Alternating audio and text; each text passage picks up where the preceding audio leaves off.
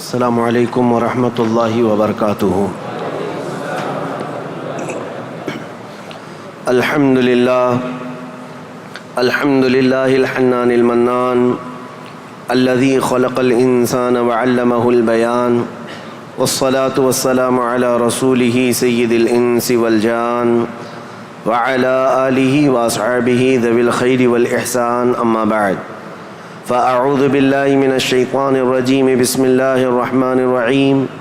ان الدین عند اللہ الاسلام، صدق اللہ مولانا العظیم۔ بارگاہ رسالت مآب صلی اللہ علیہ وسلم میں درود پاک کا ہدیہ پیش کریں۔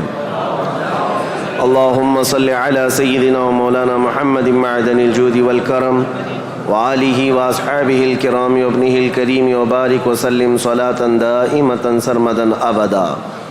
ایک عرب نے آدمی کا بول بالا کر دیا، خاک کے ذروں کو ہمدوش ثریا کر دیا۔ خود نہ تھے جو راہ پر اوروں کے ہادی بن گئے، کیا نظر تھی جس نے مردوں کو مسیحا کر دیا۔ آج سے میرے عزیزو ہمیں تاریخ اسلام سننی ہے۔ اسلام کی نشو و نما اور اس کی ترویج و اشاعت اس دن سے ہی شروع ہو چکی ہے جس دن سب سے پہلے انسان آدم علیہ السلام نے اس روئے زمین پر قدم رکھا ہے۔ لیکن آج کے دور میں ہم اسلام نام سے جس دین کو جانتے اور پہچانتے ہیں وہ میرے آقا صلی اللہ تعالیٰ علیہ وسلم کی شریعت طاہرہ ہے۔ اسلام کی تاریخ سننے سے پہلے ہمیں تھوڑا پیچھے کے تمام حالات بھی جاننا ضروری ہے، کیونکہ اسلام کی ترویج و اشاعت اور اس کی تبلیغ کے لیے جو زمین منتخب کیا اللہ رب العزت نے، وہ عرب کی زمین ہے۔ عرب دنیا کے جغرافیہ میں کیا حیثیت رکھتا ہے، اس کی سچویشن جو ہے وہ کتنی امپورٹنٹ ہے، وہ سمجھنا ضروری ہے۔ تو سنگلاخ زمین ہے، صحرا، پانی کی قلت، یہ تمام چیزیں عرب میں موجود ہیں، لیکن اسلام کی ترویج و اشاعت کے لیے اس زمین کو منتخب کیا گیا ہے۔ پہلی بات تو اگر میں اس تاریخ کی ابتدا کے لیے کہوں تو ظاہر سی بات ہے، کل ہم نے عرض کیا اسلام آدم علیہ السلام سے چلا، لیکن عرب کی سرزمین پر یہ دین ابراہیمی کے نام سے آیا۔ سب سے پہلے سیدنا ابراہیم خلیل اللہ علیہ الصلاۃ والتسلیم، اس وقت اللہ تبارک و تعالیٰ نے آپ کو مبعوث فرمایا جب دنیا میں کفر و شرک اور گمراہی و ضلالت پھیل چکی تھی، لوگوں میں کثرت سے اپنی عبادت کروانے کا رواج ہو چکا تھا۔ جیسے کہ نمرود کا زمانہ تھا، وہ طاقت و قوت کے بل بوتے اپنی عبادت کرنے پر لوگوں کو مجبور کرتا۔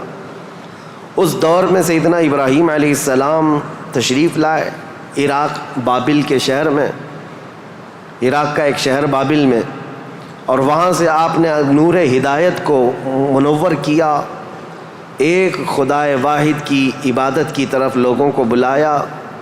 آپ کی آبادی دشمن ہوئی، خاندان دشمن ہوا، بادشاہ دشمن ہوا، بدلے میں آپ کو آگ میں جھونک دیا گیا۔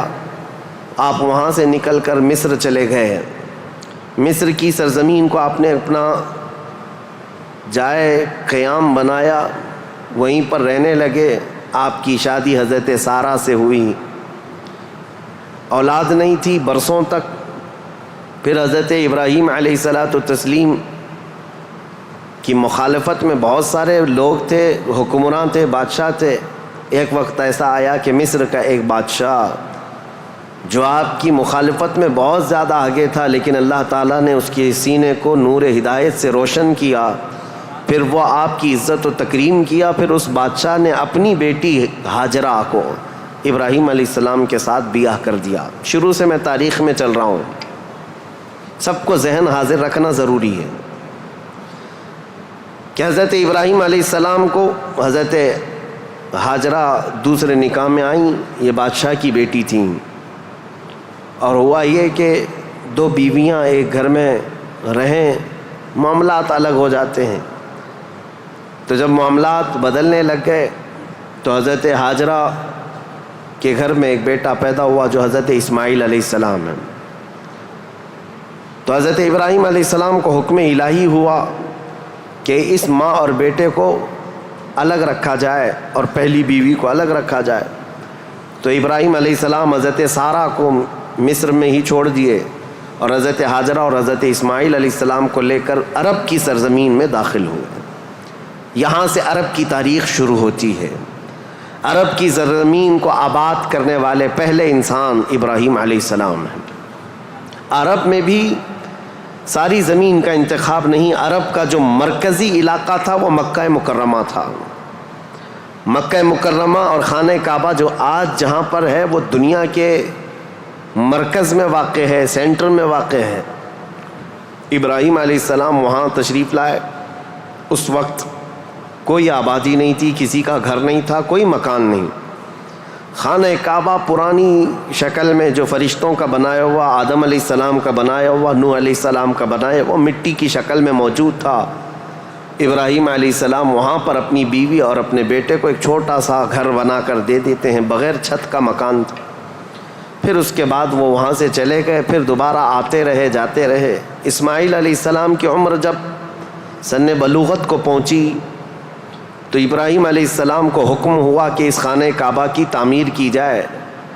تو ابراہیم علیہ السلام نے اپنے بیٹے حضرت اسماعیل علیہ السلام کے ساتھ مل کر کے خانہ کعبہ کی تعمیر کی. آپ کو بانی کعبہ بھی کہا جاتا ہے. دو ہی باپ اور بیٹے نے مل کر پورے خانہ کعبہ کی تعمیر کی. اس کی دیواریں اونچی کی، جس کا ذکر قرآن پاک میں بھی موجود ہے. اس ایک پتھر پر کھڑے ہو کر کے آپ تعمیر کرتے تھے، جس کو آج مقام ابراہیم کہا جاتا ہے. پتھر جیسے جیسے دیواریں بلند ہوتی بلند ہو جاتا، جب آپ کے اترنے کا وقت ہوتا پتھر نیچے ہو جاتا.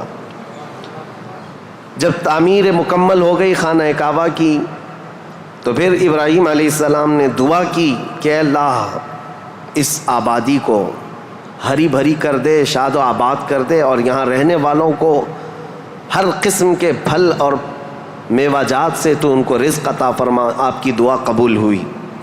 جو بے آباد علاقہ تھا، اب سنیں تاریخ کہاں سے شروع ہو رہی ہے. بے آباد علاقہ، کوئی آبادی نہیں تھی. ایک قبیلہ آیا جو تجارت کے لیے کہیں کا سفر کر رہا تھا. چونکہ وہاں پر زمزم کا کنواں بھی تھا. تاریخ میں آپ کو پتہ ہے حضرت اسماعیل علیہ السلام کی ایڑیوں سے زمزم کا کنواں نکلا،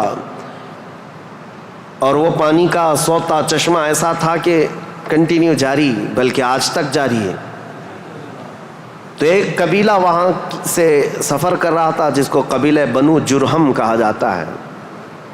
وہ وہاں کی خوبصورتی کو دیکھ کر، وہاں کے پانی کی فراوانی کو دیکھ کر وہیں پڑاؤ ڈال لیے اور وہیں رہ گئے، بس گئے. یہ پہلا قبیلہ ہے جو مکہ میں آباد ہوا، قبیلہ بنو جرہم. پھر حضرت اسماعیل علیہ السلام نے اسی قبیلے کی ایک لڑکی سے شادی بھی فرمائی، اور حضرت اسماعیل علیہ السلام کے گھر میں 12 بیٹے پیدا ہوئے. آپ کی اولاد اب بڑھتی گئی. عرب سرزمین میں سب سے پہلی یہ نسل ہے، عرب کو آباد کرنے والی پہلی نسل اسماعیل علیہ السلام کی ہے. قبیلہ بنو جرہم کے ساتھ آپ آباد ہوئے مکہ مکرمہ میں. اب ان کی نسل اتنی بڑھتی گئی کہ اسماعیل علیہ السلام کے بیٹے تھے نابت. ان کے ہاتھ میں خانہ کعبہ کی تولیت آئی. خانہ کعبہ کی حفاظت اور اس کی ذمہ داریوں کا یہ سارا انتظام آپ کا تھا. چند دنوں کے بعد پھر ایسا ہوا کہ قبیلہ بنو جرہم کے لوگوں نے، جو حضرت اسماعیل علیہ السلام کے سسرال تھے، خانہ کعبہ کی تولیت پر انہوں نے قبضہ کر لیا. اسماعیل علیہ السلام کی اولاد نے کوئی بھی ان کے ساتھ جھگڑا نہیں کیا، کسی بھی طرح کا برا برتاؤ نہیں کیا، کیونکہ ننیہال کے تھے. تو کئی سالوں تک قبیلہ بنو جرہم کا خانہ کعبہ پر قبضہ باقی رہا، لیکن انہوں نے بدعنوانیاں شروع کر دیں. خانہ کعبہ کے پاس لوگ جو دور دور سے آتے تھے دنیا میں، حاجی، اس وقت بھی ہر سال حج ہوا کرتا تھا، ان کے ساتھ برا سلوک کرنا، ان سے چڑھاوے لینا، ان سے زیادہ مانگ کرنا، یہ سب چیزیں ہونے لگی. تو پھر حضرت اسماعیل علیہ السلام کی اولاد نے دوبارہ خانہ کعبہ کی تولیت اپنے ذمے لے لی. تولیت کہتے ہیں ذمہ داری، جس سے متولی کہا جاتا ہے. جیسے مسجد کا متولی ہوتا ہے، تولیت اسی کو کہتے ہیں، خانہ کعبہ کی خدمت کی ذمہ داریاں۔ اب یہ زمانہ چلتا رہا، میں آپ کو پہلے یہ خاندانی معاملات بتا رہا ہوں، اس کے بعد پھر یہاں کے سیاسی حالات بھی بتاؤں اور پھر مذہبی حالات بھی آپ کو بتاؤں، تاکہ اسلام کی تاریخ کو سمجھنے کے لیے اس کا بیک گراؤنڈ بھی سمجھنا بہت ضروری ہے، پس منظر کیا تھا یہ معلوم ہونا ضروری ہے۔ اب اسماعیل علیہ السلام کی اولاد میں عدنان ایک شخص پیدا ہوئے جو آل اسماعیل میں بہت ہی معزز انسان تھے۔ اکثر صحابہ کرام کا اور خود رسول اللہ صلی اللہ علیہ وسلم کا نسب حضرت عدنان تک پہنچتا ہے، وہ ہمارے آقا صلی اللہ تعالیٰ علیہ وسلم کے جد امجد بھی ہیں۔ عدنان نے مکہ مکرمہ کی ذمہ داریاں سنبھالی اور اس کے بعد اب آبادی اتنی بڑھ گئی کہ ان لوگوں کو تجارت کے لیے اور اپنے معیشت کے لیے، اپنے معاش کے لیے دور دور جانا پڑا، مکہ چھوڑ کر کے باہر جانا پڑا، آبادی بڑھتی چلی گئی مکہ مکرمہ کی۔ اور اس کے بعد زمانے کے صبح شام گردش لیل و نہار جس کو کہتے ہیں، آتے گئے ایسے کہ آل اسماعیل علیہ السلام کی اولاد کا قبضہ یا ان کی خدمت کا معاملہ خانہ کعبہ پر ڈھیلا پڑتا چلا گیا۔ پھر کوئی دوسرا قبیلہ آیا، بنو خزاعہ، انہوں نے خانہ کعبہ کی تولیت اپنے حصے میں لے لی۔ اب جو اصل تاریخ شروع ہوتی ہے وہ میں بتانا آ رہا ہوں۔ تو برسوں برس اسی طرح سے گزرتے گئے اور پھر ایک شخص پیدا ہوئے جن کا نام فہر تھا۔ یہ اسماعیل علیہ السلام کے اولاد میں فہر نام ہے۔ فہر کا ایک لقب تھا قریش، اور یہیں سے قریش خاندان کی ابتدا ہوتی ہے۔ قریش ان کا لقب تھا اور اصل نام تھا فہر بن غالب۔ تو حضرت فہر جو رسول اللہ صلی اللہ علیہ وسلم کے پردادا ہوتے ہیں، یہ پیدا ہوئے اور ان کی اولاد ہوئی، اور اس کے بعد اب قریش خاندان کی ابتدا ہوئی، لیکن جگہ جگہ یہ لوگ منتشر ہو گئے، کچھ مکہ میں رہے، کچھ باہر رہے، لیکن خانہ کعبہ کی تولیت کی اور وہاں کا سارا قبضہ جو ہے بنو خزاعہ قبیلے کے ہاتھ میں تھا۔ پھر زمانہ بدلتا ہوا یہاں تک پہنچا کہ اسماعیل علیہ السلام کی اولاد میں یعنی قریش خاندان میں ایک شخص پیدا ہوئے جن کا نام قصی تھا۔ یہ تاریخ کے بہت اہم آدمی ہیں، بہت اہم ترین شخصیت ہے قصی۔ ساری سیاست عرب کی وہیں جا کر ختم ہوتی ہے۔ قصی ایک کلاب کے بیٹے تھے، لیکن ایسا ہوا کہ باپ کا انتقال جلدی ہو گیا۔ قصی جو ہے بنو عزرا قبیلے میں ہی پرورش پائے اپنے ننیال میں۔ جوان ہوئے تو آپ کو بتایا گیا کہ تمہارا خاندان تو اسماعیل علیہ السلام کا خاندان ہے اور خانہ کعبہ کے وہ ذمہ دار رہے ہیں، متولی رہے ہیں۔ تو وہ اپنے ننیال کو چھوڑ کر کے جب مکہ آئے تو قصی یہ جوان تھے، بھرے جوان تھے۔ آتے ساتھ ان کے اندر وہ ہنر تھا، پیشانی میں وہ چمک تھی کہ جو دیکھتا دیکھتا رہ جاتا۔ ظاہر سی بات ہے وہ چمک کسی اور کی نہیں تھی، وہ نور مصطفیٰ کی تھی۔ قصی نے آتے ساتھ ہی لوگوں کو اپنی طرف مائل کر لیا، لوگ جوق در جوق قصی کے گرویدہ ہو گئے۔ پھر قصی نے سارے قریش کو جو ادھر ادھر منتشر تھے سب کو مکہ میں جمع کر دیا، اور بنو خزاعہ قبیلے کے ہاتھ میں جو خانہ کعبہ کی تولیت تھی اس کو حاصل کر لیا۔ اب دوبارہ حاصل کرنے کے بعد اب تک مکہ مکرمہ میں یا خانہ کعبہ کی خدمت اور حرم میں جو معاملات چلتے تھے وہ یوں ہی چلتے تھے۔ جو ذمہ دار ہے اس نے جو دیکھ لیا وہ کر لیا، لیکن قصی نے باضابطہ ڈپارٹمنٹ بنائے، شعبے بنائے، حکومت کا اسٹیبلشمنٹ جس کا طرح ہوتا ہے پورا انہوں نے بنایا۔ انہوں نے ذمہ داریاں بانٹیں، سقایا، رفادہ، سدانہ، یہ سب نام رکھے گئے ہیں۔ یعنی انہوں نے شعبے ایسے بانٹ دیے، ڈپارٹمنٹ تبدیل کر دیے گئے کہ یعنی کئی قبیلوں کو جمع کیا مکہ میں اور کہا جب کبھی کہیں جانے کی ذمہ داری ہوگی، جھنڈا اٹھانے کی ذمہ داری، وہ ایک بہت اہم ذمہ داری ہوتی تھی، وہ ایک قبیلے کو سونپ دیا۔ اور ہر سال جو حاجی آتے ہیں مینا میں ان کو پانی پلانا اور کھانا کھلانا، اس کو سقایا کہا جاتا تھا، وہ ایک قبیلے کی ذمہ داری دے دی گئی، سقایا، یہ ڈپارٹمنٹ پوری منسٹری ہو گئی۔ اور اس کے بعد رفادہ، یہ ایک ذمہ داری ہے جو حاجی آیا کرتے ان کو پیسوں کی ضرورت ہوتی، کہیں دور دراز سے سفر سے آئے ہوتے ان کی مالی مدد کی ضرورت ہوتی، وہ ایک خاندان کے ہاتھ میں دے دیا گیا۔ یہ رفادہ ایک منسٹری کا نام ہے، وہ اس منسٹری کے ذمہ دار ایک قبیلے کو بنایا۔ پھر اس کے بعد سدانہ، خانہ کعبہ کی حفاظت، اس کے غلاف کو تبدیل کرنا، اس کی چابی کی ذمہ داری، اس کو کھولنا بند کرنا، اس کی صفائی کرنا، وہ بھی ایک قبیلے کے ذمے میں دے دیا۔ وہ باضابطہ ایک منسٹری بنائی گئی، ایک وزارت تھی، اور اس کے علاوہ تقریباً انہوں نے 26 منسٹریاں بنائی تھیں، شعبے بنائے تھے۔ کون؟ حضرت قصی۔ یہ دنیا میں سب سے پہلے اس طرح شعبے جات کو تقسیم کر کے، جیسے ایک جمہوری نظام ہوتا ہے، ایک ڈیموکریسی نظام ہوتا ہے، اس طرح سے آپ نے بنایا۔ اور حضرت قصی کی یہ مہارت تھی کہ پورے عرب میں آپ کا، بلکہ ہر جگہ آپ کا چرچا ہونے لگا۔ اور حضرت قصی نے اس چیز کو اتنے اونچے لیول تک لے جا کر وہاں مکہ مکرمہ کو پوری دنیا میں متعارف کیا کہ لوگ یہاں کی خدمتیں دیکھنے کے لیے آیا کرتے تھے۔ ہر قبیلے کو الگ ذمہ داریاں تھیں، یہ تاریخ ہے۔ اس کے بعد قصی جلدی ہی انتقال کر گئے، حالانکہ ان کو زیادہ وقت نہیں ملا، ان کا زیادہ وقت نہیں تھا۔ ان کی شادی ہوئی، شادی ہونے کے بعد ان کے گھر جو بیٹے پیدا ہوئے ہیں وہ 2 بیٹے تھے، ایک عبد الدار اور ایک عبد مناف۔ قصی نے اپنی ساری ذمہ داریاں، اپنی جانشینی عبد مناف کو دے دیا۔ عبد مناف یہ بہت ہی پاکیزہ اخلاق کے انسان تھے اور لوگوں میں بہت ہی معزز تھے، مکرم تھے۔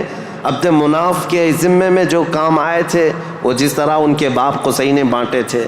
اس کے بعد عبد مناف کے بیٹے پیدا ہوئے جو عرب قبیلوں میں نہیں، قریش خاندان میں سب سے افضل انسان سمجھے جاتے تھے، وہ حضرت ہاشم ہیں۔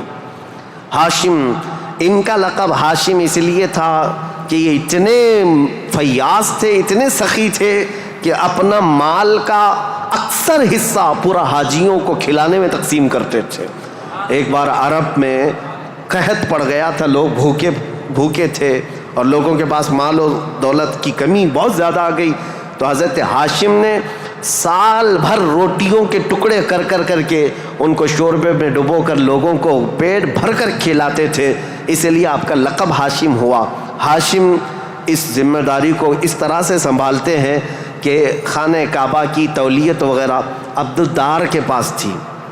سقایہ، رفادہ، جس کو میں ابھی نام دے کر کے جو منسٹریاں بتایا کہ یہ الگ الگ قبیلوں کے ذمے تھی، تو عبد الدار جو ایک ان کے پردادا کے ہی خاندان میں لوگ تھے، انہوں نے بدعنوانیاں شروع کی تھیں، ٹیکس لگایا، حاجیوں سے پیسہ لیا، یہ تمام چیزیں ہونے کی وجہ سے حضرت ہاشم نے وہ ذمہ داریاں بھی اپنے ہاتھ میں لے لیں۔ اب قریش خاندان میں حضرت ہاشم کے پاس جو ذمہ داریاں تھیں وہ یہ تھیں کہ آپ رفادہ یعنی حاجیوں کو مالی مدد دینے کے بھی آپ ہی ذمہ دار تھے، سقایہ، مینا میں حاجیوں کو پانی پلانے کے ذمہ دار بھی آپ ہی تھے، اور سدانہ، خانہ کعبہ کی چابی اور کلید بردار جو کہتے ہیں وہ بھی ذمہ داریاں آپ نے لے لی تھی۔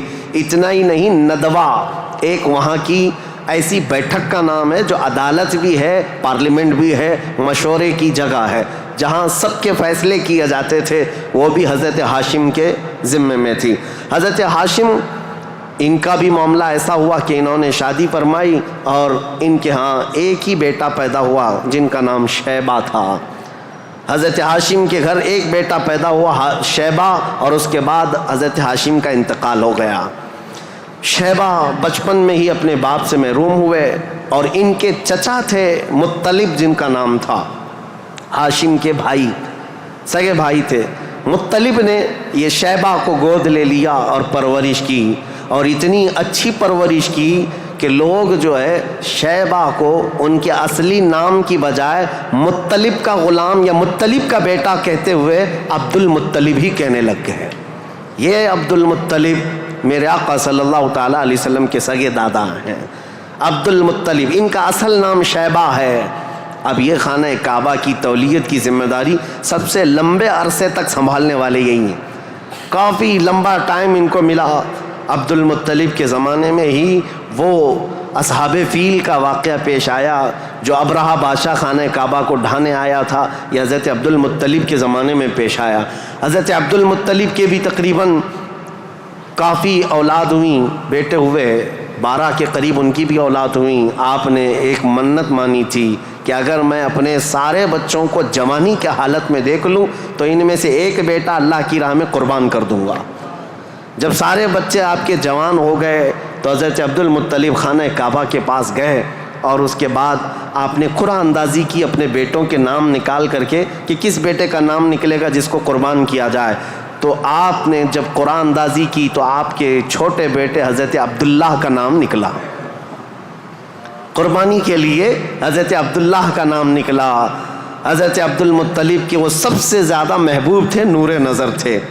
آپ نے سارے لوگوں سے مخاطب ہو کر کے کہا کہ اس مسئلے کو کیسے حل کریں. تو سارے لوگوں نے کہا کہ اللہ رب العزت کے معاملات اللہ کے حوالے اس کو چھوڑ دو. پھر آپ نے خواب میں دیکھا کہ اس کا معاملہ ایسا ہے کہ اپنے اس نور نظر محبوب بیٹے کی قربانی کی بجائے ان کی جگہ 100 اونٹ قربان کر دیے جائیں. تو 100 اونٹ قربان ہوں گے لیکن آپ کے بیٹے کی قربانی بھی مان لی جائے گی کہ آپ نے بیٹے کو بھی قربان کیا.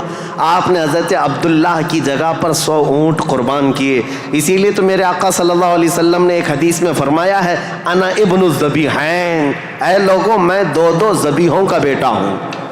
ایک ذبیح اسماعیل علیہ السلام ہے، دوسرے ذبیح میرے باپ عبداللہ ہیں.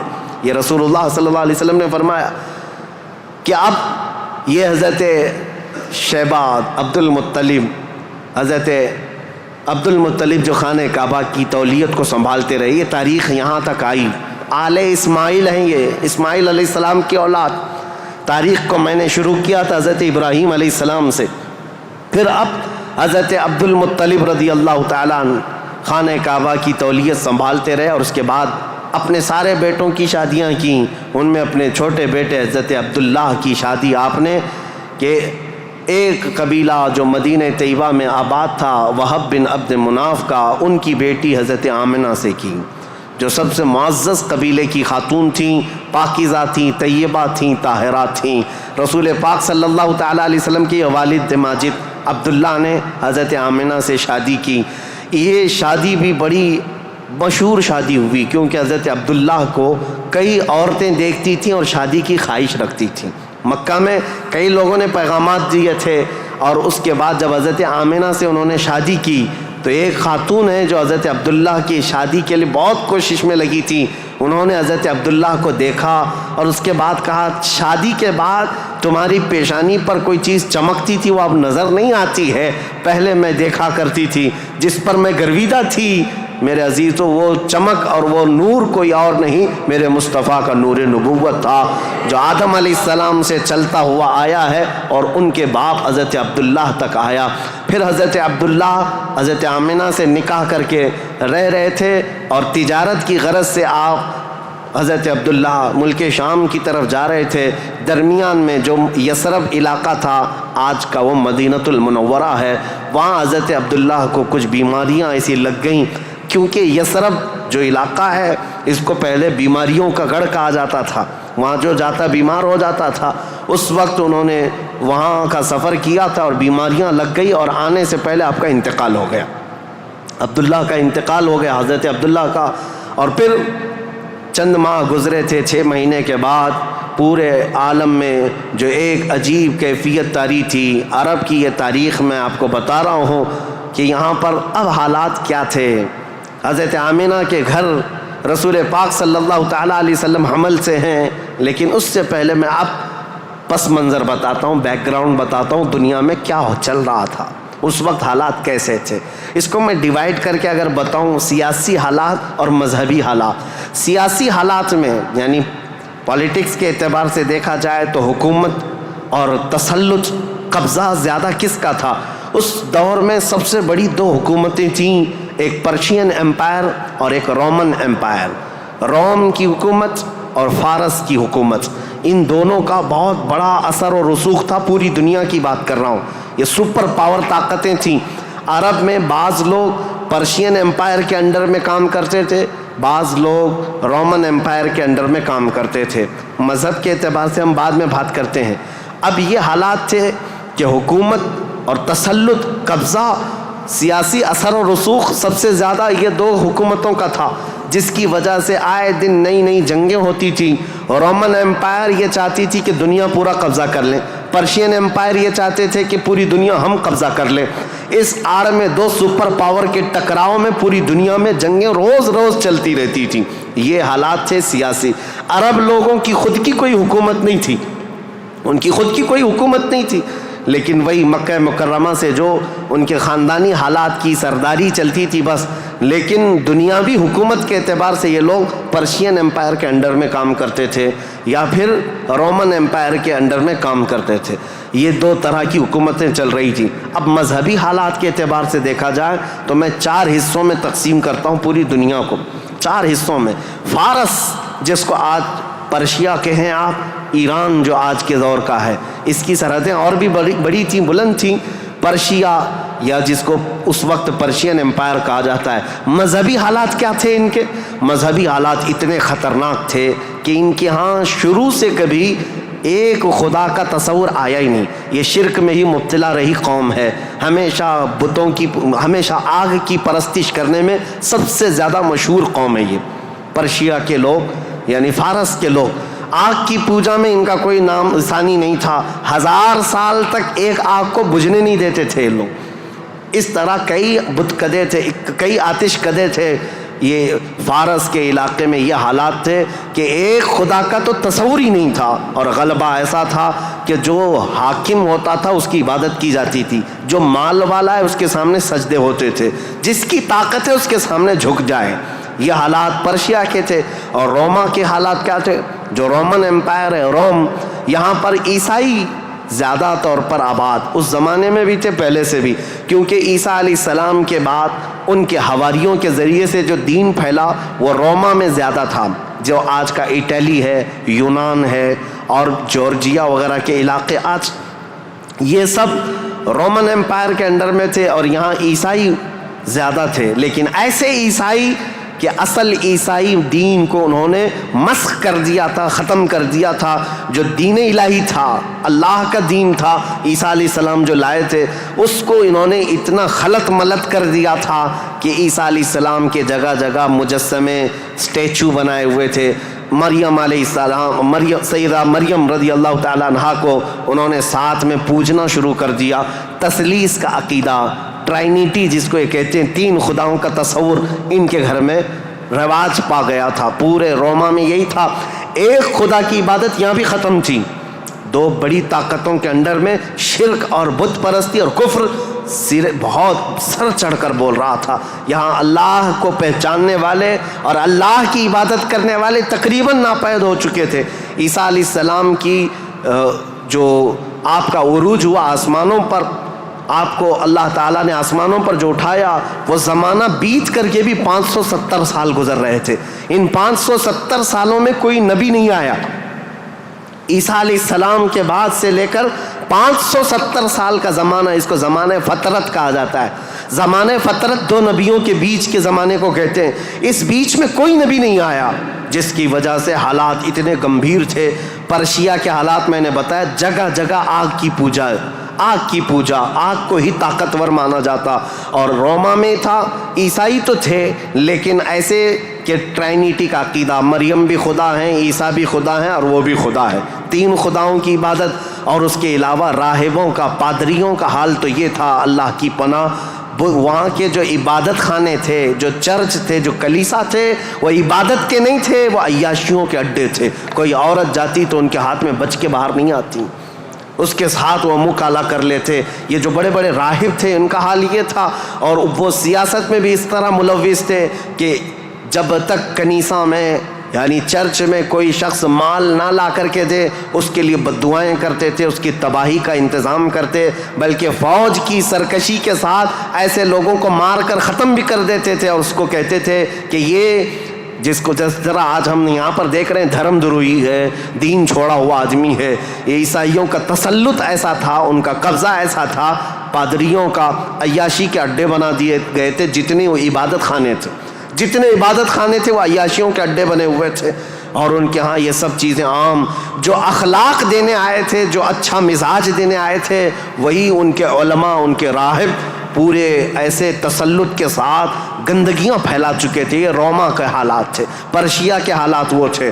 اب دنیا میں تیسرا ایک بڑا طبقہ جو اپنا اثر رکھتا تھا, اپنا رسوخ رکھتا تھا, وہ ہندوستان کا تھا.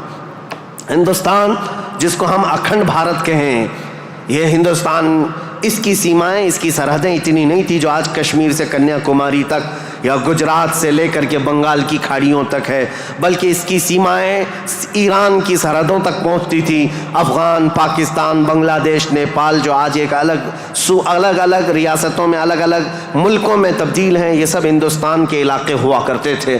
ہند اس وقت کے حالات کیا تھے ہندوستان کے, میں اس وقت کی بات کر رہا ہوں.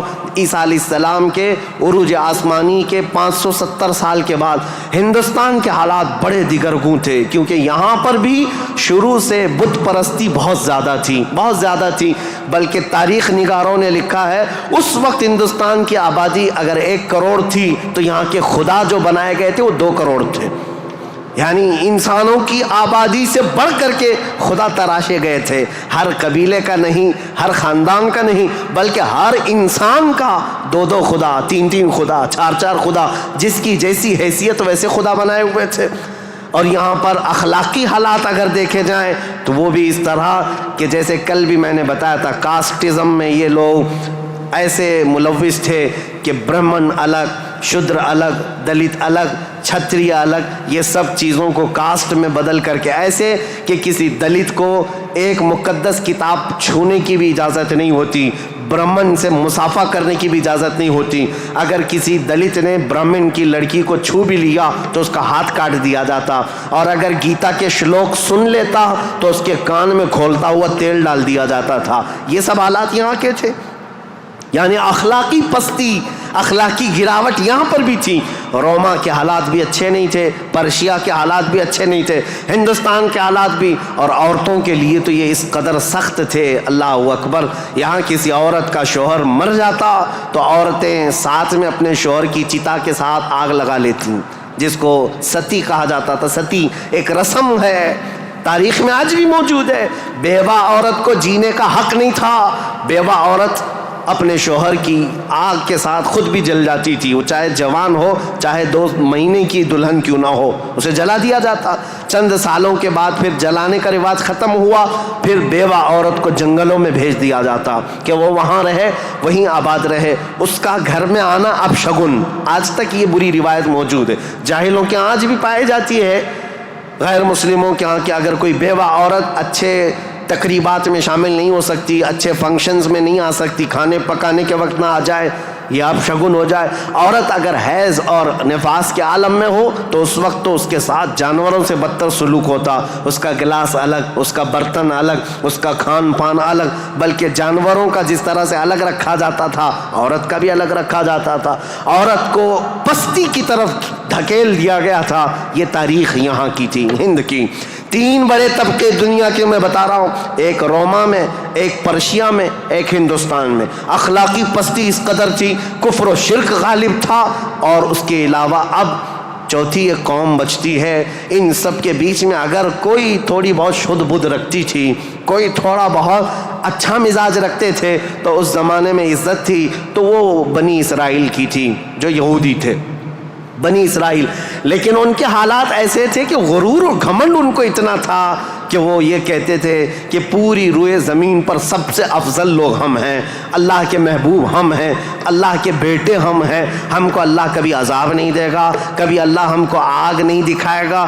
یہ سب اتنا غرور تھا اپنے افضل ہونے کا کہ کوئی نبی آتے تو ان نبیوں کا قتل بھی کر دیتے. ان بنی اسرائیل نے, یہودیوں نے 10,000 کے قریب نبیوں کا قتل کیا ہے, 10,000 کے قریب نبیوں کا قتل کیا یہ بنی اسرائیل. اور اللہ کی لعنت ان پر ایسی, اللہ کا غضب ان پر ایسا, غیر المغضوب علیہم ولا الضالین پڑھتے ہیں آپ. اور قرآن پاک میں اللہ تعالیٰ نے فرمایا ہے کہ اللہ وباءوا بغضب من اللہ, وہ اللہ کے غضب کے ساتھ لوٹی ہوئی قوم ہے. یہودی جو تھے بنی اسرائیل, اس دور میں ان کا حال یہ تھا کہ تھوڑے بہت یہ بت پرستی تو نہیں کرتے تھے, دوسرے خداؤں کی طرف جھکتے تو نہیں تھے, لیکن سود خوری ان کی فطرت میں داخل تھی.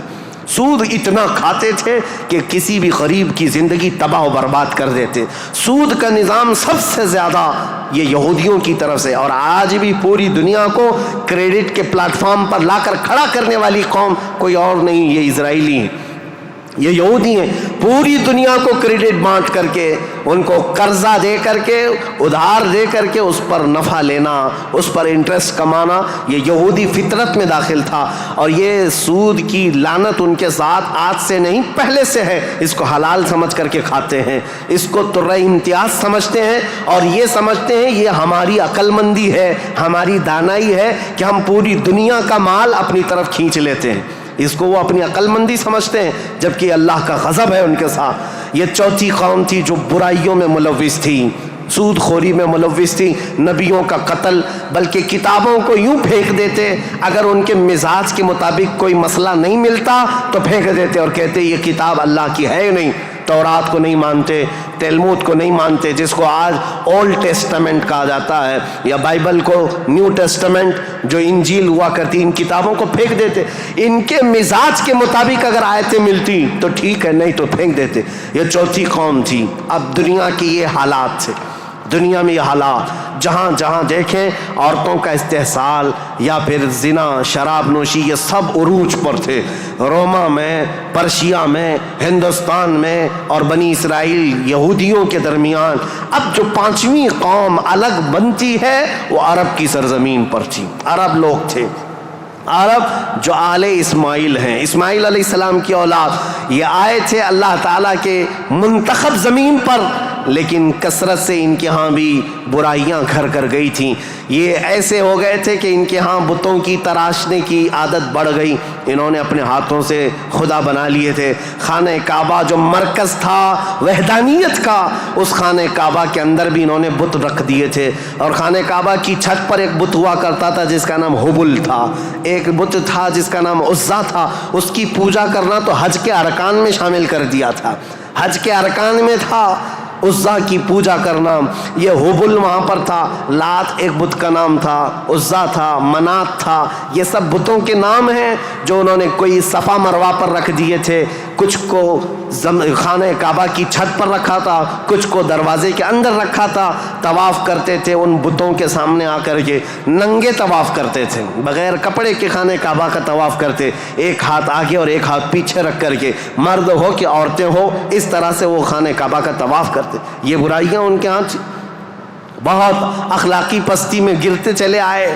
اور اس کے بعد یہ بت پرستی اتنے عروج پر ہو گئی، اتنے عروج پر ہو گئی کہ یہ اپنے خداؤں کے چڑھاوے اتنے چڑھاتے تھے. دور دراز سے لوگ آتے تھے تو سال میں ایک مرتبہ ان خداؤں کے نام پر انسانوں کی بلی بھی چڑھتی تھی.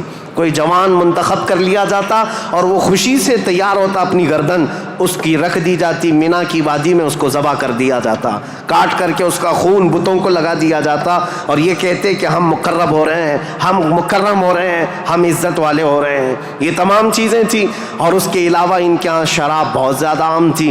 چوری کرنے والے کچھ قبیلے خاص تھے عرب میں، اور ان کا پیشہ ہی تھا راستے پر رکنا اور جاتے آتے قافلوں کو ڈاکہ زنی کرنا اور مال لوٹنا.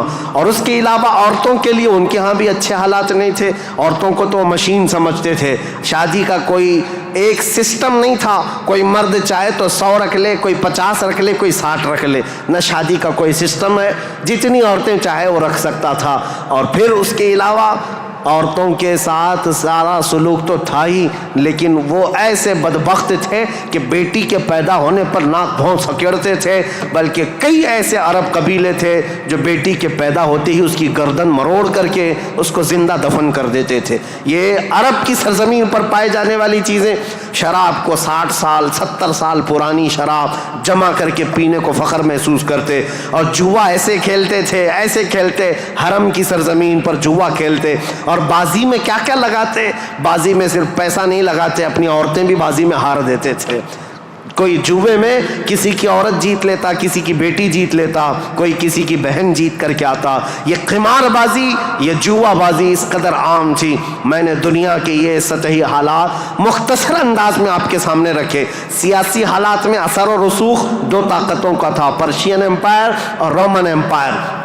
مذہبی حالات میں الگ الگ تھے. ہندوستان کے حالات کیا تھے اور پرشیا کے، روما کے، اسرائیل کے. اسرائیل اس وقت تھا نہیں، اگرچہ بیت المقدس ان کے ہاتھ میں نہیں تھا، لیکن یہ جگہ جگہ بکھرے ہوئے لوگ تھے یہودی، ان کے حالات بھی اچھے نہیں تھے. عربوں کے حالات بھی اچھے نہیں تھے. یہ اس قدر کفر و شرک کے مینارے بلند تھے. اللہ کہنے والی قوم پوری دنیا میں ڈھونڈنے پر بھی کہیں نہیں تھی. ایک خدا کی عبادت کرنے والی مجموعی طور پر کوئی قوم آباد نہیں تھی. ایک قائد کے اندر، ایک امام کے پیچھے چلنے والی قوم کہیں نہیں تھی.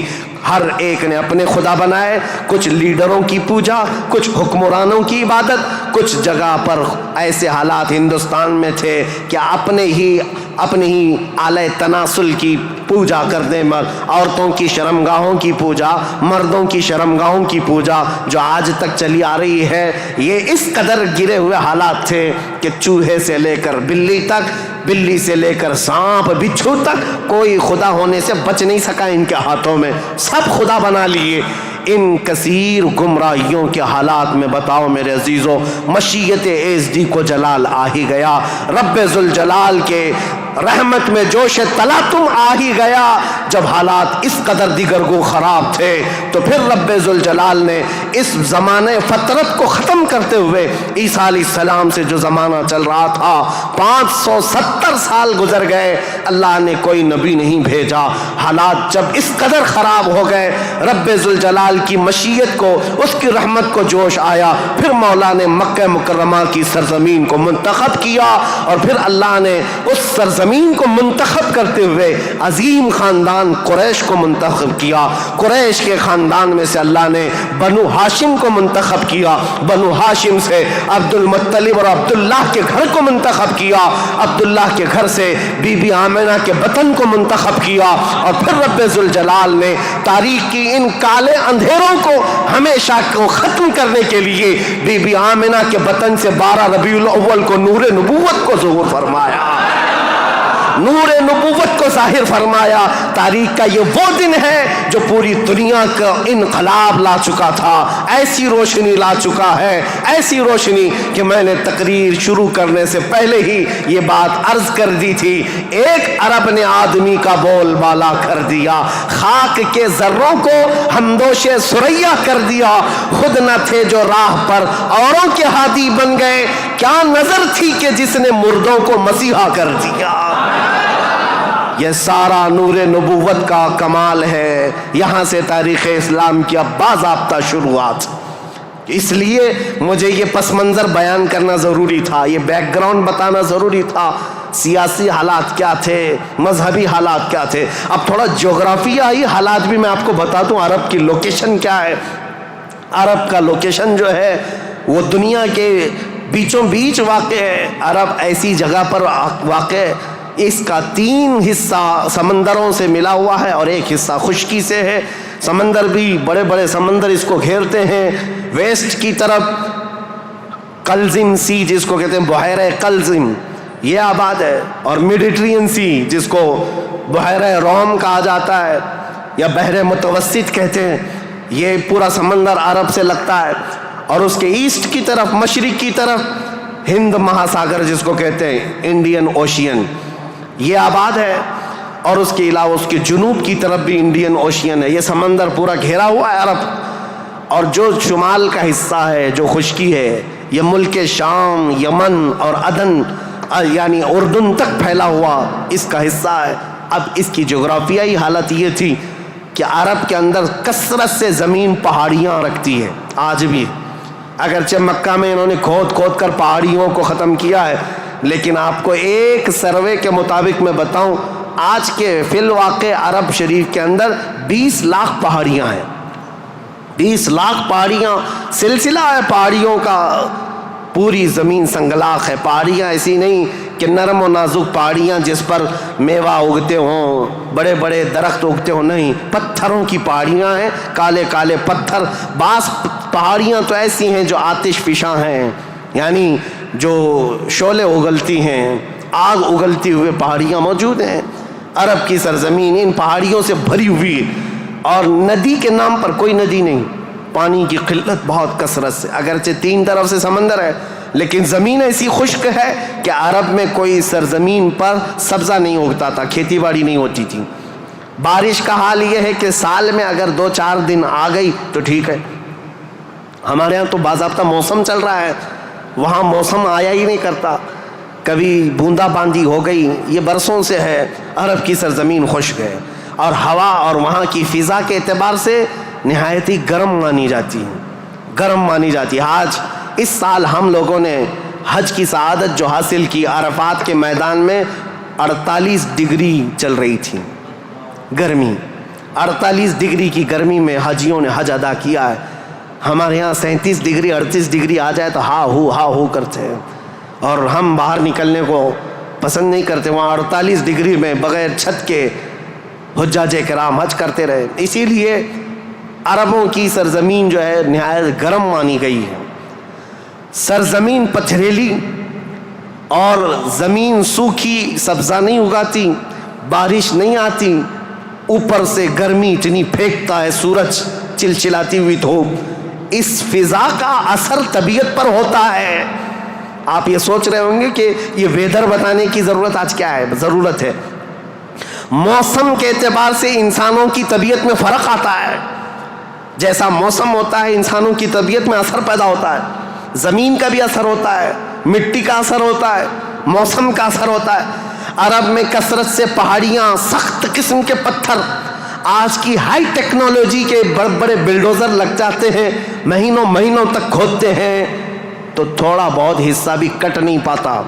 ہم تو تقریباً 10 سال سے ایک پہاڑ کو کھودتے ہوئے دیکھ رہے ہیں، ابھی بھی عرب میں وہ کھود ہی رہے ہیں بلڈوزر، جبکہ ان لوگوں کے ہاں ٹیکنالوجی ہمارے ہاں کی طرح کی نہیں ہے۔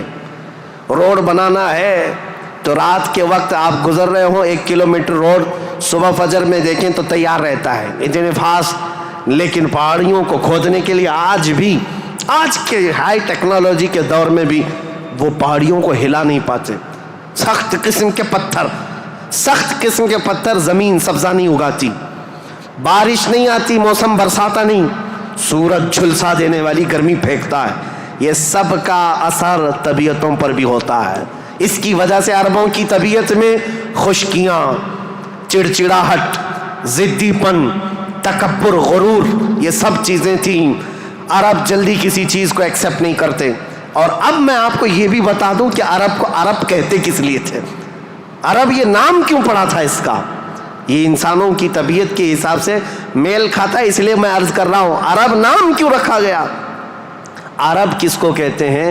لفظ عرب، عین را با، یہ عربی میں لفظ جو ہے اس کا میننگ ہوتا ہے اچھی زبان رکھنے والا، فصیح اللسان جو آدمی ہے، عرب کہتے ہیں اس کو۔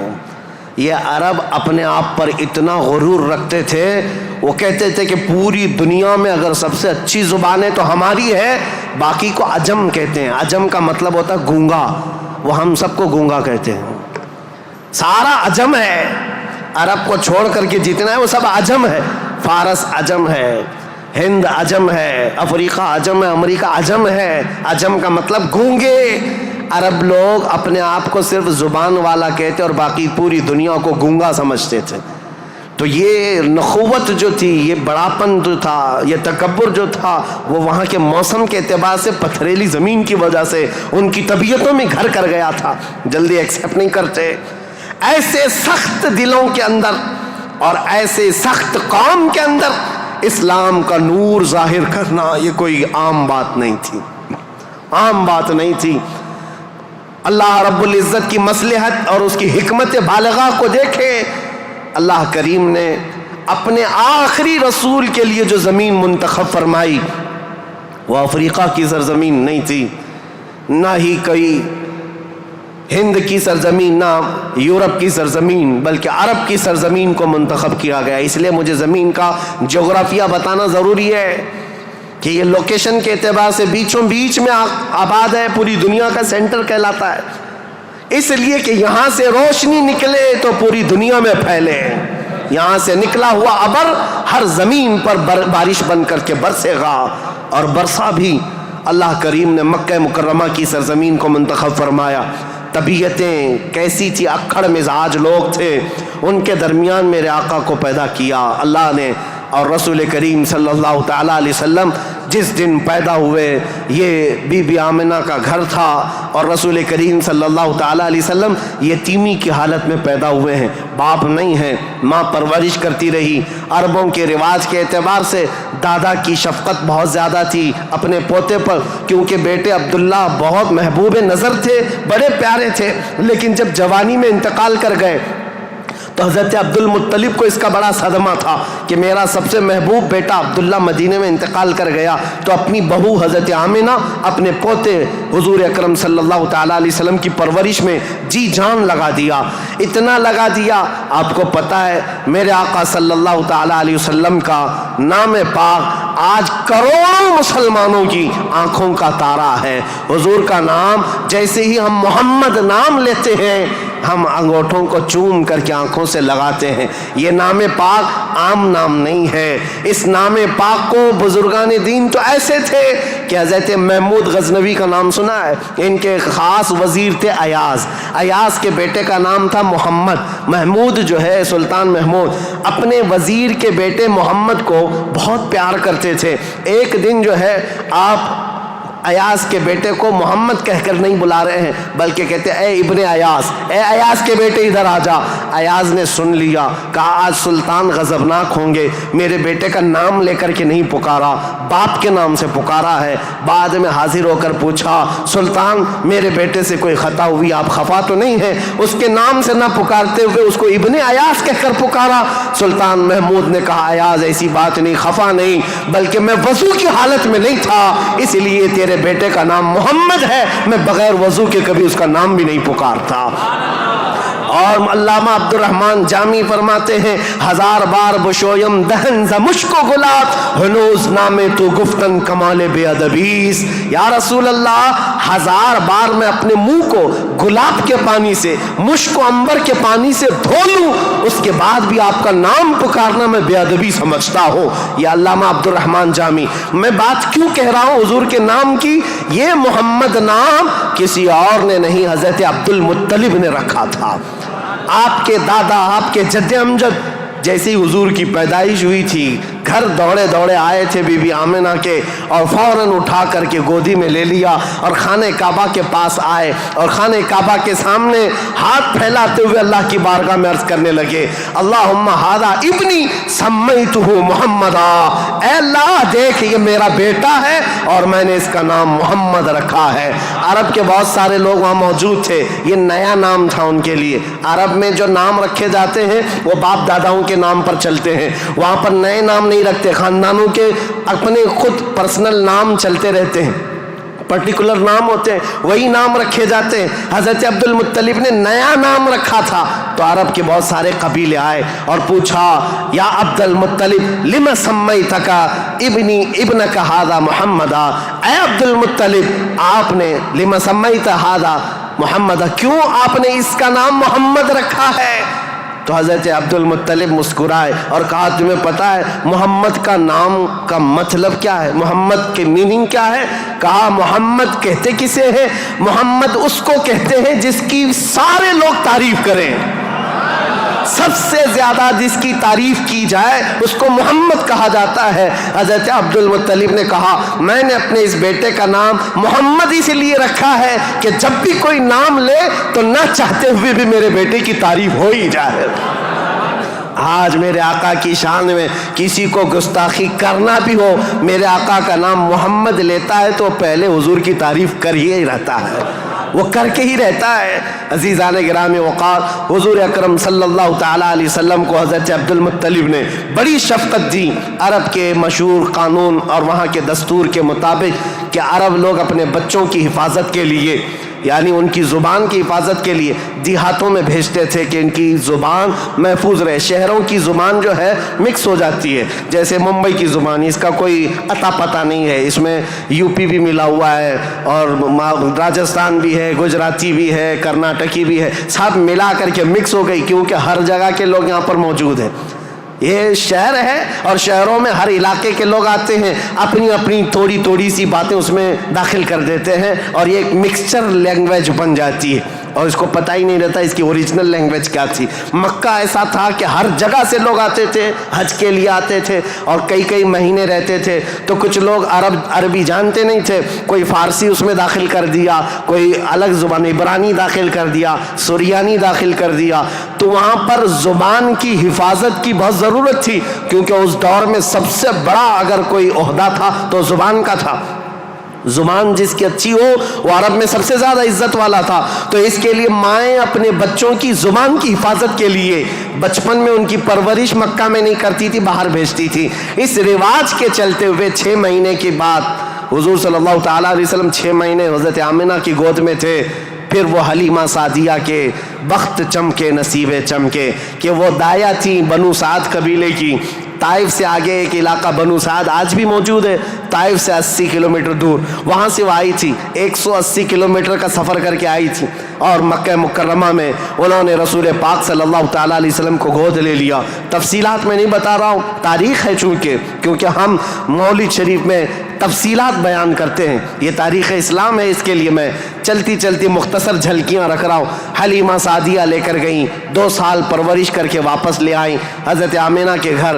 حضرت آمنہ اپنے نور نظر کو لے کر ساتھ رہتی۔ جب حضور کی عمر 6 سال کی ہوئی تھی تو 6 سال کی عمر میں حضرت آمنہ مدینہ نکلی، کیونکہ ان کا ننیحال بھی تھا اور اپنے شوہر حضرت عبداللہ کی قبر بھی وہاں تھی۔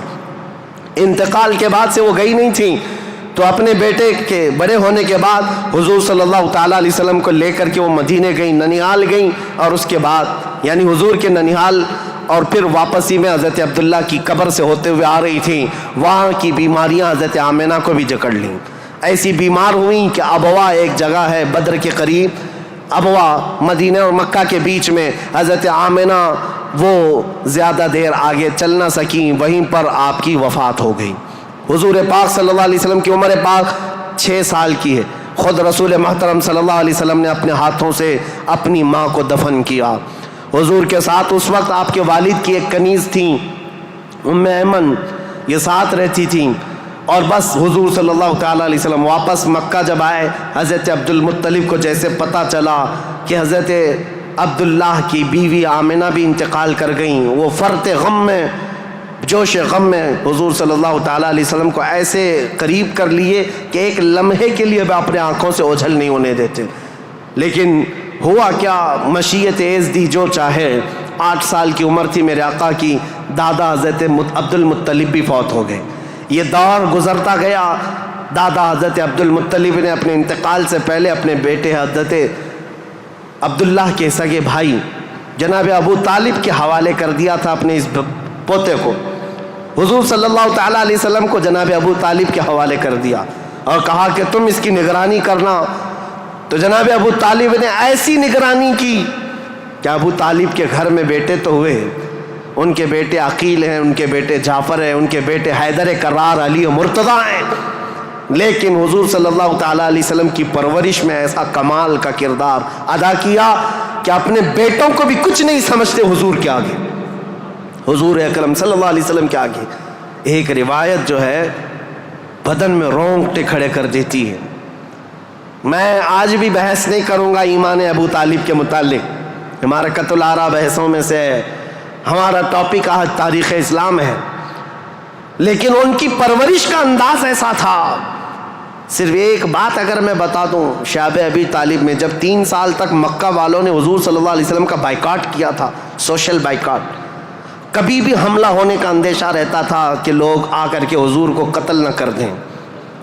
رات کے وقت، کیونکہ عرب اتنے دشمن تھے رسول پاک صلی اللہ علیہ وسلم کے اعلان نبوت کی بات کر رہا ہوں، یہ روایت بیچ میں عرض کر رہا ہوں، جناب ابو طالب رات کے وقت جب حضور سو جاتے تھے تو ان کو اٹھا کر کے دوسری جگہ سلاتے اور حضور صلی اللہ علیہ وسلم کی جو جگہ خاص تھی، حضور کی جو چادر تھی، اس جگہ اپنے بیٹے کو سلا دیتے تھے، اور یہ کہتے ہماری نیند کے وقت میں اگر کوئی دشمن آ کر حملہ بھی کرے تو محمد پر حملہ نہ ہو، میرے بیٹے پہ حملہ ہو۔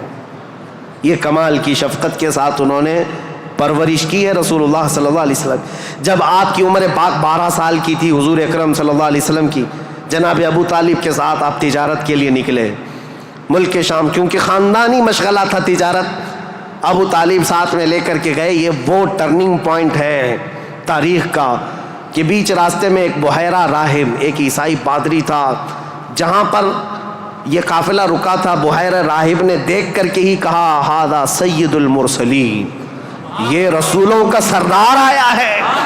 عیسائیوں نے پوچھا تمہیں کیسے پتا؟ کہا میں نے ان کو دیکھا، یہ 12 سال کی عمر کے، جب یہ آ رہے تھے رات کے وقت پہاڑوں کے اوپر سے اتر رہے تھے، میں نے دیکھا کہ سارے پہاڑ سارے جتنے بھی درخت ہیں وہ اس 12 سالہ لڑکے کے لیے سجدے میں گرے ہوئے ہیں. اور میں نے دیکھا کہ دن میں یہ جب چلتے ہیں تو سورج کی روشنی ان پر نہیں پڑتی، بادل کا ایک سایہ ان کے اوپر سایہ بنائے ہوئے چلتا ہے، بادل کا ایک ٹکڑا سایہ بنائے ہوئے چلتا ہے. یہ بحیرہ راہب نے ابو طالب کو بلا کر پوچھا یہ کون ہے؟ کہا میرا بھتیجا ہے. کہا میری ایک بات سن لو، اچھا ہوگا کہ تم ان کو ملک شام مت لے جانا، وہاں یہودی ہیں، وہ ان کے قتل کے در پہ ہو جائیں گے، کیونکہ وہ اس انتظار میں ہیں کہ آخری نبی ان کے خاندان میں پیدا ہوگا. یہ تو تمہارے خاندان کا نصیبہ ہے، اگر تم لے جاؤ گے تو یہودی قتل کر ڈالیں گے، تم یہیں سے ان کو واپس مکہ لے جاؤ. جناب ابو طالب گھبرا گئے، ڈر گئے. کہا کہ میں اپنے اس بھتیجے کو ملک شام نہیں لے جاؤں گا. بیچ راستے سے ہی رسول پاک صلی اللہ تعالیٰ علیہ وسلم کو لے کر وہ مکہ واپس آئے. یہ وہ بشارت تھی، 40 سال کے بعد حضور نے اپنی نبوت کا اعلان فرمایا، لیکن خبریں تو 12 سال سے ہی مشہور ہو چکی تھیں، خبریں ہو چکی تھیں. بحیرہ راہب نے یہ کہا. اس کے بعد حضور پاک صلی اللہ تعالیٰ علیہ وسلم تجارت کو اپناتے رہے. جب آپ کی عمر پاک 25 سال کی تھی تو مکہ مکرمہ کی ایک معزز خاتون، بڑی مالدار خاتون تھی، حضرت خدیجہ، جن کے 2 شوہروں کا انتقال ہو چکا تھا. اب وہ کسی سے شادی کرنے کے موڈ میں کبھی نہیں تھی، لیکن وہ بڑی مالدار تھیں. انہوں نے اپنا مال تجارت کسی کو دے کر کے انویسٹ کروا کر کے تجارت کرواتی تھیں. جب ان کو پتہ چلا محمد صلی اللہ علیہ وسلم بڑے امانت دار ہیں، بڑے ہی دیانت دار ہیں، تو اپنا مال ان کو دیا اور کہا کہ تم تجارت کرو اور نفع کما کر کے لے آؤ. رسول پاک صلی اللہ علیہ وسلم ان کا مال تجارت لے کر ملک شام گئے اور اتنا نفع ہوا اس مال میں. واپس جب آ رہے تھے تو حضرت خدیجہ کا ایک غلام میسرہ تھا. حضرت خدیجہ نے کہا تھا میسرہ تم ہمیشہ محمد پر نظر رکھنا، دیکھتے رہنا یہ کیسی کیسی تجارت کرتے ہیں، کتنا نفع کرتے ہیں. اسی لیے نہیں کہ خرد برد ہوگا، اس لیے کہ مدد کے طور پر. جب یہ قافلہ واپس مکہ آ رہا تھا، اب پھر ٹرننگ پوائنٹ ہے یہاں پر. حضرت خدیجہ اپنے گھر کے بالا خانے پر بیٹھ کر کے اپنا نفع شدہ قافلہ جو مکہ میں داخل ہو رہا ہے اس کو دیکھنے کے لیے بیٹھی ہوئی تھی. بڑا گھر تھا، بڑا محل تھا. جب وہ اوپر سے نظارہ کر رہی تھی، وہیں سے دیکھ کر کے وہ گرویدہ ہو گئی کہ اتنی دور سے دیکھ رہی تھی، قافلہ صاف نظر نہیں آ رہا تھا، لیکن چہرہ محمد سب سے زیادہ چمکتا ہوا نظر آ رہا ہے. حضرت خدیجہ کہتی ہے میں نے چاند کو بھی اتنا تیزی سے چمکتے نہیں دیکھا جس طرح ملک شام سے یہ لوٹتا ہوا قافلہ محمد کا چمکتا ہوا چہرہ لے کر آ رہا تھا. حضرت خدیجہ کہتی ہیں عجیب حالت تھی، قافلہ تو تجارت کر کے آ رہا ہے، لیکن میں نے دیکھا اس قافلے کے اوپر جو دھوپ کا وقت ہے اس وقت آسمان کا ایک ٹکڑا، بادل کا ایک ٹکڑا سایہ بن کر کے چلتا ہوا آ رہا ہے. جس طرف محمد جا رہا ہے اس طرف وہ ٹکڑا بھی چلتا جا رہا ہے. آگے پیچھے نہ جانے کون سی مخلوق چل رہی تھی. حضرت خدیجہ کا دل یہیں سے بے قرار ہوا. ملک شام سے تجارت کر کے واپس آنے کے بعد، جبکہ حضرت خدیجہ کی 2 شادیاں آلریڈی ہو چکی تھی، انتقال ہو چکے ان کے شوہروں کے، 40 سال کی عمر ہو چکی تھی، شادی کرنے کا کوئی خیال نہیں تھا.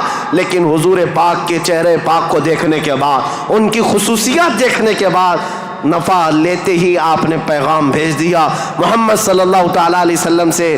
کہا کیا آپ مجھ سے نکاح کرنا چاہیں؟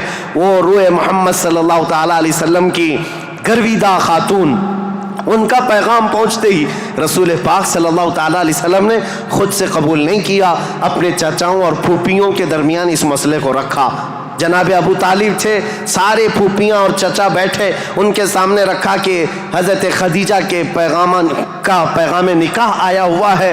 سارے لوگوں نے کہا تمہیں پتہ ہے خدیجہ پورے مکہ میں طاہرہ کے نام سے جانی جاتی ہیں، سب سے پاکیزہ خاتون۔ عزت تو ایسی تھی کہ ادنا سے ادنا آدمی بھی اور اونچا سے اونچا آدمی بھی حضرت خدیجہ کی طرف چہرہ اٹھا کر نہیں دیکھتا، ان کی عزت بڑی تھی۔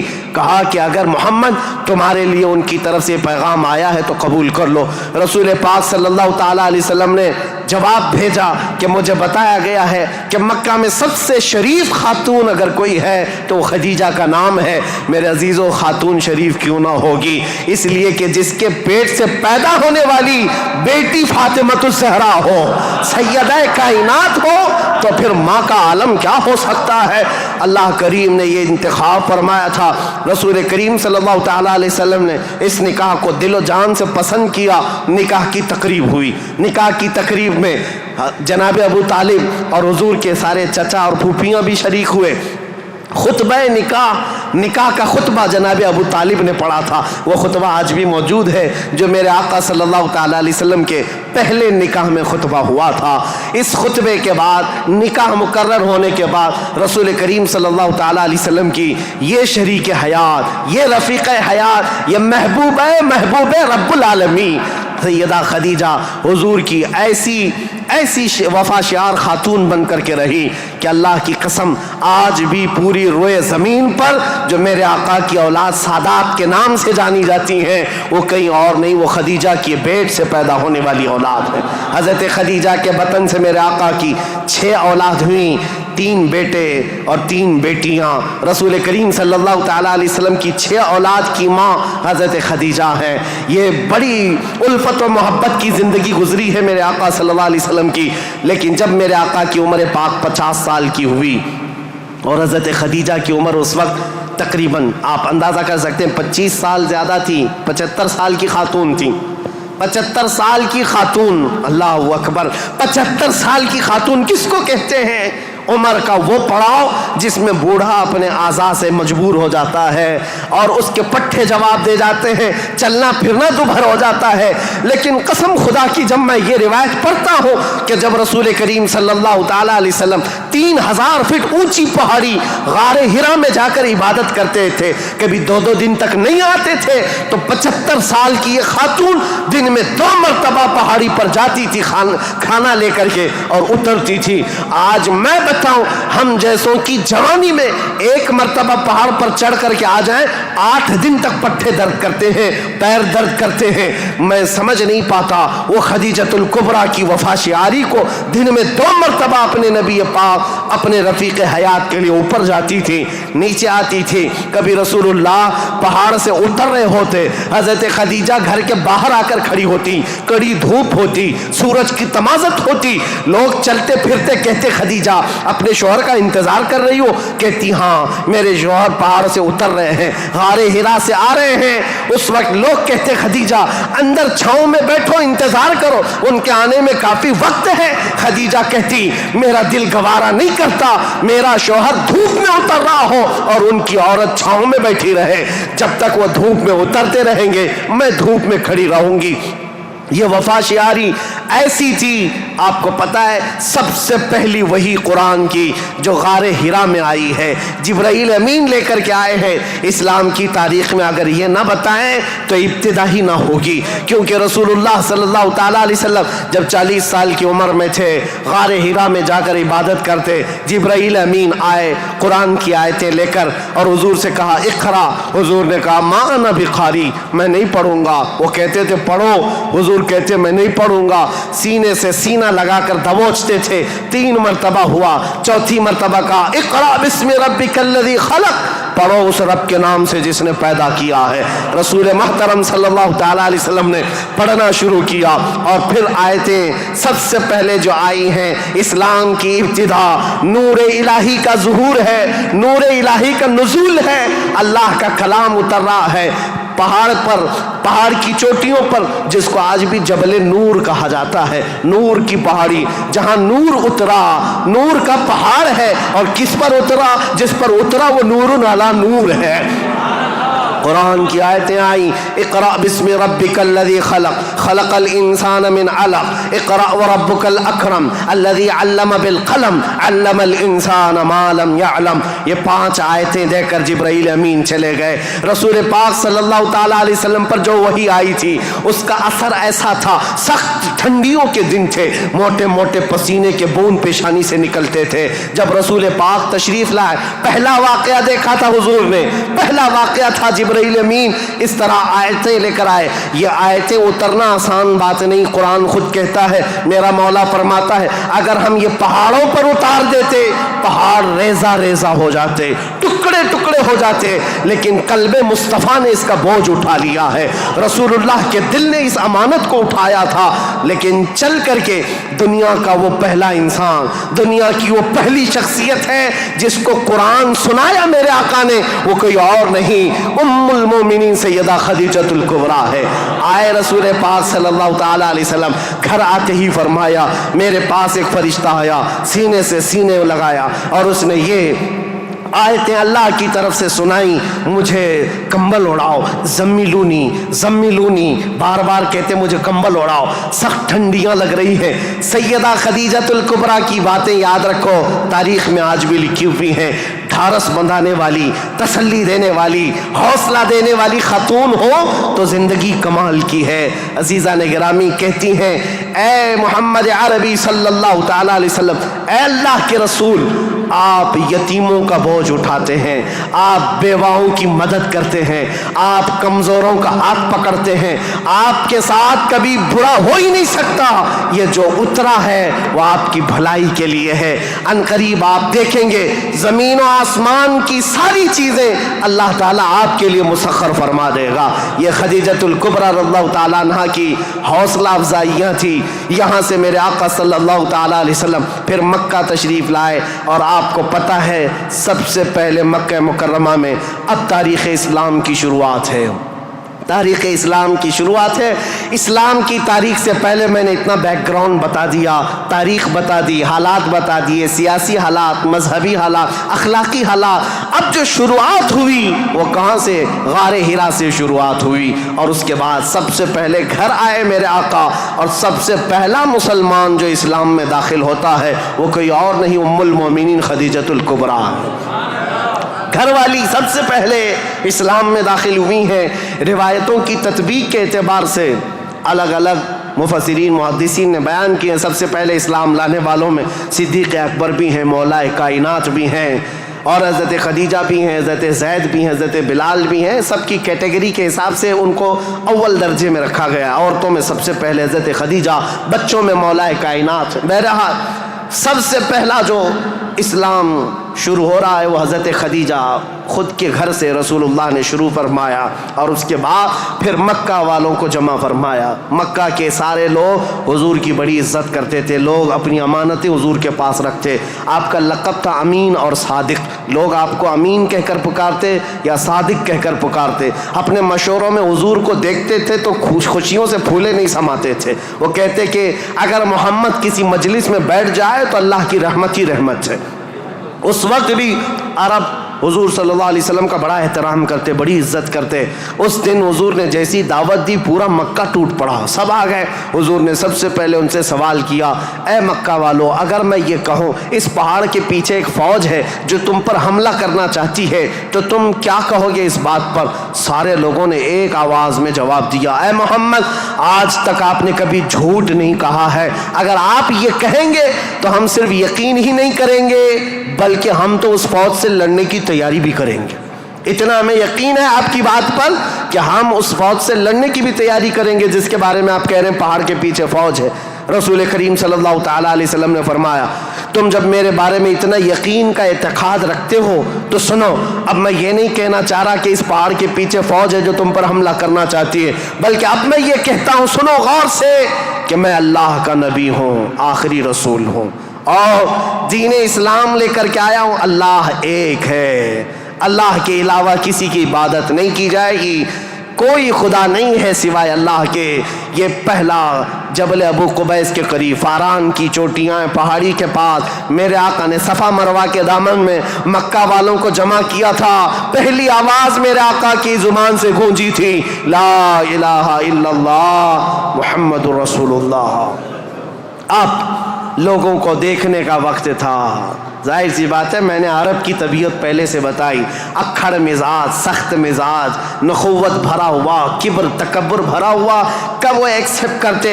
سارے لوگ ایک دوسرے کا منہ دیکھنے لگے۔ کہا کیا ہم حبل کو جو کعبے کے اوپر بیٹھا ہوا خدا ہے اس کو اتار دیں گے؟ صفا مروہ پر جو ہمارے خدا ہیں ان کو چھوڑ دیں گے؟ خانہ کعبہ کے اندر دروازے کے اندر جو خدا ہے ان کو چھوڑ دیں گے؟ چاہے زمزم پر جو خدا بیٹھا ہے اس کو چھوڑ دیں گے؟ سب کی چھ میں گوئیاں شروع ہو گئی، بغلیں جھانکنے لگے۔ اور اسی اثنا میں غصے میں آ کر آپ کا سگا چچا ابو لہب کھڑا ہوا، کہا تبن لک یا محمد لہذا جمعتا، اے محمد کیا اس لیے تم نے ہم کو جمع کیا؟ برا ہو تمہارا، تمہارے ہاتھ ٹوٹ جائیں۔ یہ پہلا جملہ تھا جو ناز قلب مصطفیٰ کریم صلی اللہ تعالیٰ علیہ وسلم کے نازنین قلب پر اترا۔ اس وقت تک کسی نے برا جملہ آپ کے لیے استعمال نہیں کیا تھا۔ پہلا برا جملہ استعمال کرنے والا ابو لہب تھا۔ نبی کریم صلی اللہ تعالیٰ علیہ وسلم کے خاطر پر، آپ کے قلب اقدس پر بوجھ گزرا، بار ہوا، تکلیف ہوئی۔ اللہ تعالیٰ نے پھر آیتیں اتاری، تبت یدا ابی لہب و تب، اے رسول آپ کے نہیں ابو لہب کے ہاتھ ٹوٹ جائیں، اس کا مال اسے کوئی فائدہ نہ دے۔ اللہ کریم دفاع کرتا رہا، ڈیفنس کرتا رہا۔ رسول کریم صلی اللہ تعالیٰ علیہ وسلم اس دعوت کو لے کر چل پڑے۔ پورا مجمع تھا مکہ کا، لیکن کوئی آگے اٹھ کر کھڑا نہیں ہوا کہ اے محمد ہم مانتے ہیں آپ کو اللہ کا رسول، آخری رسول، آپ جو دین لائے اس کو مانتے ہیں، آپ کا جو خدا ہے اس کو مانتے ہیں۔ نہیں، کوئی نہیں تھا۔ لیکن بات اتنی ہے، اس مجمع سے ابھی میرے آقا ہٹے نہیں تھے۔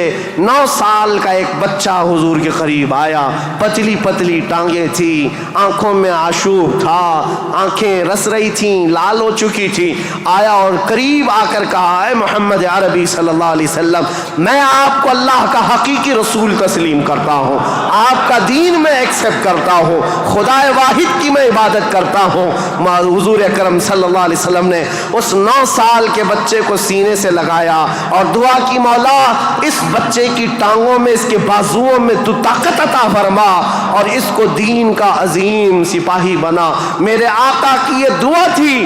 9 سال کا وہ کمزور بچہ جو سب سے پہلے حضور کی دعوت پر لبیک کہا تھا، آج پوری دنیا شرق و غرب، شمال و جنوب میں اس کو اگر پکارتی ہے تو اسد اللہ الغالب، شیر خدا حیدر کرار کے نام سے جانتی ہے۔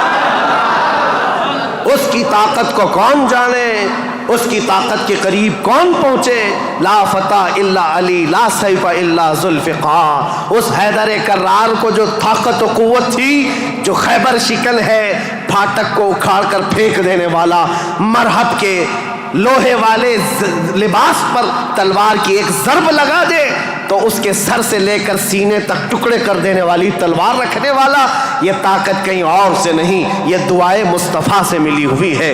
میرے آقا صلی اللہ تعالیٰ علیہ وسلم کی اسلام کی تبلیغ کی شروعات یہاں سے ہوئی۔ اب اس کے بعد مکہ مکرمہ کے جو حالات تھے، سیرت مصطفیٰ کے بیان میں آپ نے تقریباً سن لیا ہے۔ تقریباً 13 سال میرے آقا نے مکہ مکرمہ میں تبلیغ فرمائی، مشقتیں اٹھائی، مصیبتیں برداشت کی، کئی صحابہ کی یہاں پر شہادتیں ہوئی۔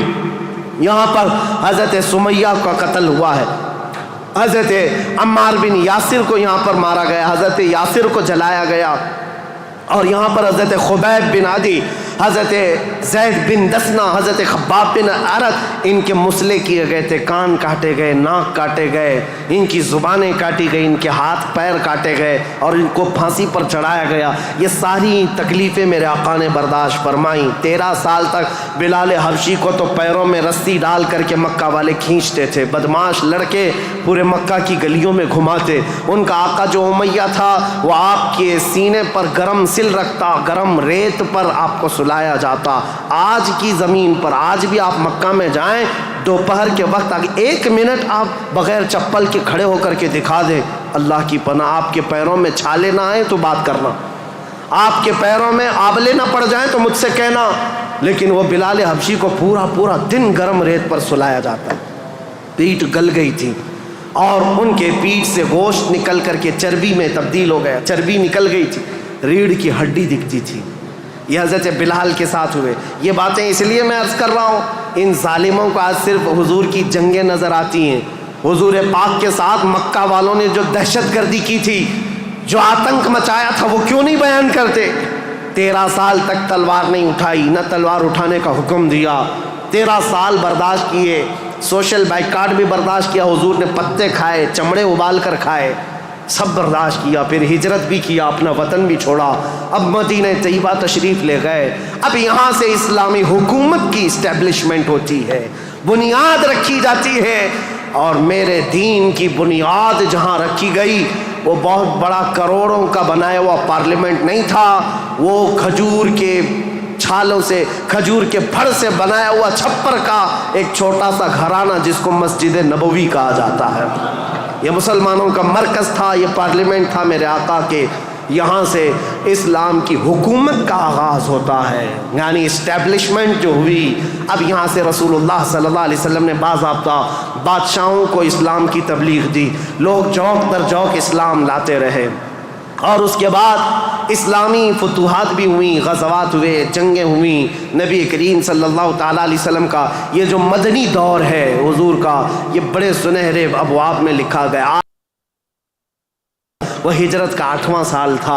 انشاءاللہ العزیز کل میں حضور اکرم صلی اللہ علیہ وسلم کے مدنی دور کے آخری حالات اور پھر حکومت کا جو اسٹیبلشمنٹ ہے، اور اس کے بعد خلافت کا آغاز، جو خلافت کی تاریخ ہے، کیسے خلافت قائم ہوئی، کس طرح سے خلافت کے لیے معاملات آئے، انشاءاللہ تاریخ اسلام کی آگے کی اور بنیادیں آپ کے سامنے رکھیں گے۔ اور پھر میں آخر میں یہی کہوں گا، میرے آقا کا میں نے ذکر کیا ہے، ہماری ہمت اب جواب دے رہی ہے، پسینے آ گئے، تھک گئے ہیں، سن کر کے ہو سکتا ہے کوئی نہ تھکے، بول کر کے میں نہ تھکتا ہوں، لیکن بات طبیعتوں کے تقاضے کی ہے۔ حضور کا ذکر ایسا ہے، میرے آقا کا ذکر ایسا ہے، جس پر کل میں نے جو شعر کہا تھا وہی آج کہتا ہوں، جو کچھ بیاں ہوا وہ آغاز باب تھا، یہ قصہ لطیف ابھی ناتمام ہے، لیکن رضا نے ختم سخن اس پہ کر دیا، خالق کا بندہ خلق کا آقا کہوں تجھے۔ وآخر دعوانا الحمدللہ رب العالمین۔ السلام علیکم۔